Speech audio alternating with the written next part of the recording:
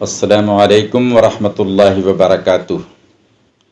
نحمده ونصلی علی رسولہ الکریم، اما بعد فاعوذ باللہ من الشیطان الرجیم، بسم اللہ الرحمن الرحیم۔ ظہر الفساد فی البر والبحر بما کسبت ایدی الناس، صدق اللہ العظیم۔ ناظرین گرامی، آج ساری دنیا اور سارے عالم میں کورونا کا قہر برپا ہے۔ ہر ملک، ہر انسان خوف اور وحشت میں مبتلا ہے اور انسانوں کے جانوں کے لالے پڑے ہوئے ہیں۔ ایسے حالات کے لیے خالق کائنات نے، ہمارے پروردگار نے ہمیں کیا ہدایت دی ہے، ہمیں اس کا جاننا ضروری ہے۔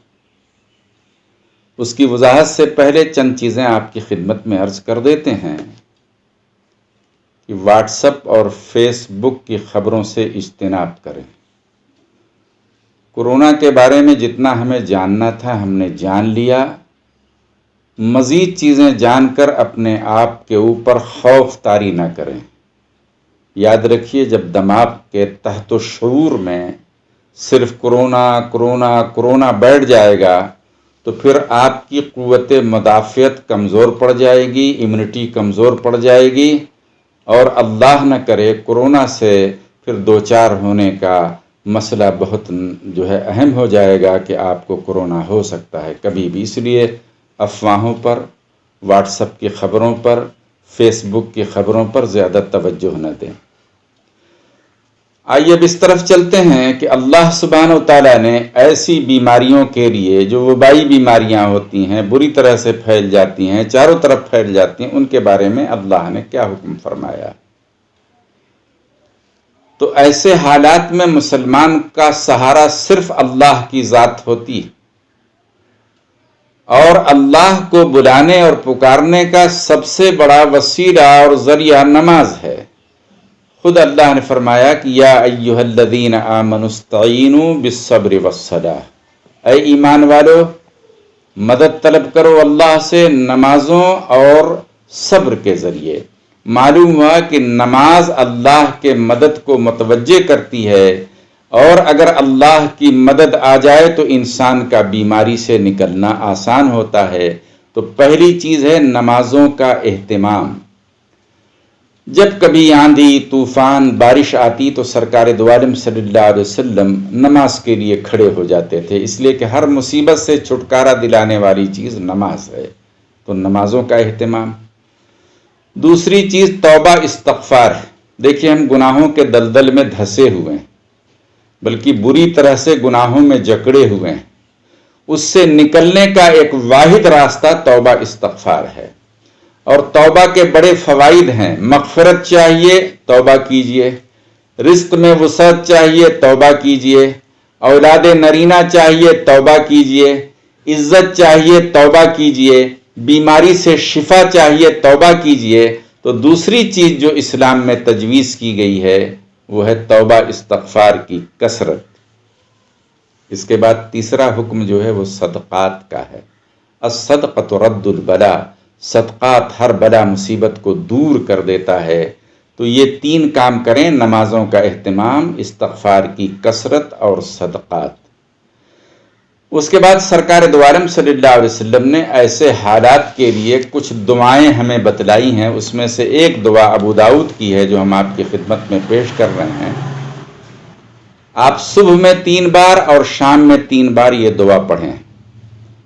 اللہم عافنی فی بدنی، اللہم عافنی فی سمعی، اللہم عافنی فی بصری، لا الہ الا انت۔ ایک دعا اور ہے، بسم اللہ الذی لا یضر مع اسمہ شیء فی الارض ولا فی السماء وہو السمیع العلیم۔ اس کے بعد آیت الکرسی کا اہتمام کیا جائے، ہر نماز کے بعد آیت الکرسی پڑھی جائے، اور خصوصاً رات کے سوتے وقت پڑھی جائے۔ اللہ کے رسول کی حدیث ہے کہ آیت الکرسی جو پڑھتا ہے اسے بجز موت کے اور کوئی چیز نقصان نہیں پہنچا سکتی۔ موت کو تو ٹالا نہیں جا سکتا، اسی طرح سے چلتے پھرتے اٹھتے بیٹھتے ہر وقت آپ حسبنا اللہ و نعم الوکیل نعم المولا و نعم النصیر پڑھتے رہیں، اس سے آپ کو بہت فائدہ ہوگا۔ جیسا آپ کو معلوم ہے کہ اس بیماری کا کوئی اب تک علاج دریافت نہیں ہوا ہے، بس اس بیماری سے لڑنے کی ایک ہی صورت ہے، وہ یہ ہے کہ انسان کے اندر قوت مدافعت، امیونائزنگ پاور بڑھا دیا جائے۔ اگر کسی کے اندر امیونٹی اور امیونائزنگ پاور بڑھ جائے گا تو اس کے لیے بہت آسانیاں ہو جائیں گی۔ اگر یہ بیماری لگتی بھی ہے تو انشاءاللہ تعالی نقصان نہیں پہنچے گا۔ اس کے علاوہ سرکار دو عالم صلی اللہ علیہ وسلم نے کلونجی کی بھی بڑی تعریف کی۔ اسے بعض لوگ کلونجی، پاکستان میں کلونجی کہتے ہیں، ہمارے نارتھ انڈیا میں منگریلا، کالی زیری، کلونجی، یہ سب اس کے نام ہیں۔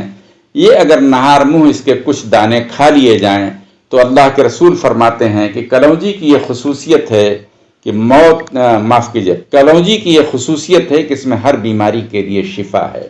اسی طرح سے مسلم کی روایت ہے کہ سنا مکی، سنا کچھ پتیاں ہوتی ہیں اتنی اتنی سی پتلی پتلی، اس کے لیے بھی اللہ کے رسول کی حدیث ہے کہ اگر سنا مکی کا استعمال کیا جائے تو وہ ہر بیماری کے لیے شفا ہے، مگر سنا مکی ہر مزاج کو سوٹ نہیں کرتا، اس لیے حکیم سے مشورہ کر کے اس کا استعمال کریں۔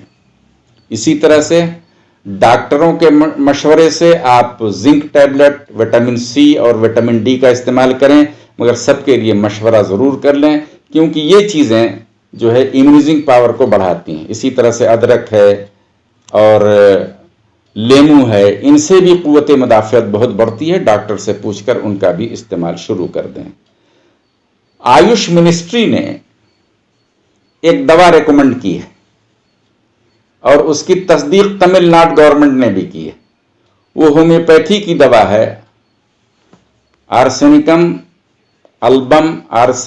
البم پوٹنسی جو ہے اس کی 30 پوٹنسی کی، اس کی جو ہے روزانہ نہار میں 5 چھوٹی ٹیبلٹ یا ایک بڑی ٹیبلٹ 3 دن تک یا کم سے کم 5 دن تک استعمال کی جائے۔ مگر یہ مسئلہ آپ ڈاکٹر سے پوچھ لیجئے، ویب سائٹ میں جو لکھا ہے وہ میں نے آپ کی خدمت میں پیش کیا، آپ بھی اس ویب سائٹ کو دیکھ سکتے ہیں۔